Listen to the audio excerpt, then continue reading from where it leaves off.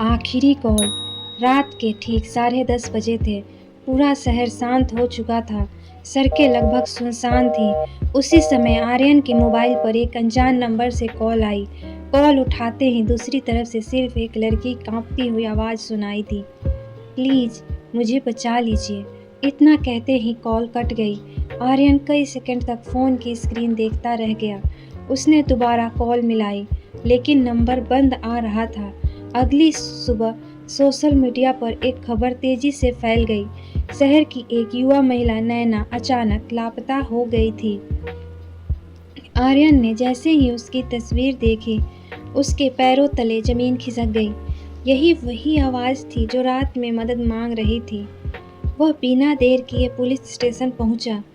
Duty पर मौजूद inspector Aditi ने उसकी पूरी बात ध्यान से सुनी। कॉल डिटेल निकलवाई गई। नंबर सचमुच नैना का ही था। लोकेशन शहर के बाहरी इलाके की एक पुरानी फैक्ट्री दिखा रही थी। पुलिस तुरंत वहां पहुंची। फैक्ट्री के अंदर चारों ओर सन्नाटा पसरा था। एक टूटी हुई कुर्सी पड़ी थी। जमीन पर एक मोबाइल दिखाई दिया। वह नैना का था, लेकिन उसमें सिम कार्ड नहीं था। पास ही एक छोटी सी डायरी भी मिली। उसके आखिरी पन्ने पर लिखा था, अगर मैं वापस न लौटूं तो सच इसी में छिपा है। यह मामला और गंभीर हो गया। जांच शुरू हुई। पता चला कि नैना एक निजी कंपनी में अकाउंटेंट संभालती थी। कुछ दिनों से उसकी कंपनी के रिकॉर्ड में बड़ी गड़बड़ी देखी गई थी।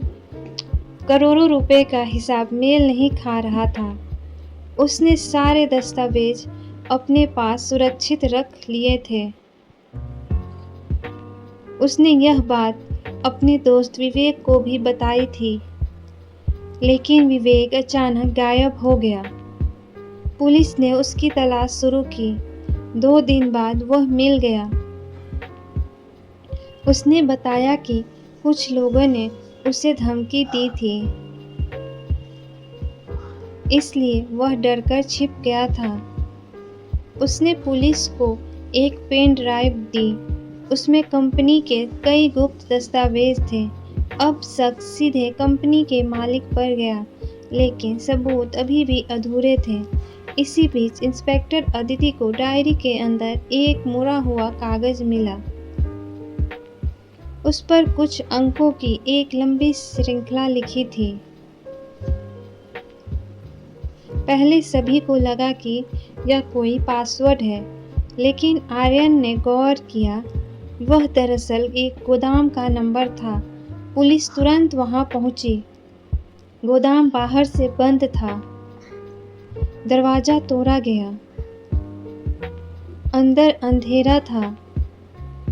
एक कमरे से हल्की आवाज आई। दरवाजा खोला गया। अंदर नैना बंधी हुई थी। वह डरी हुई थी, लेकिन सुरक्षित थी। पुलिस ने तुरंत उसे बाहर निकाला। नैना ने बताया कि उसने कंपनी की धोखाधड़ी पकड़ ली थी।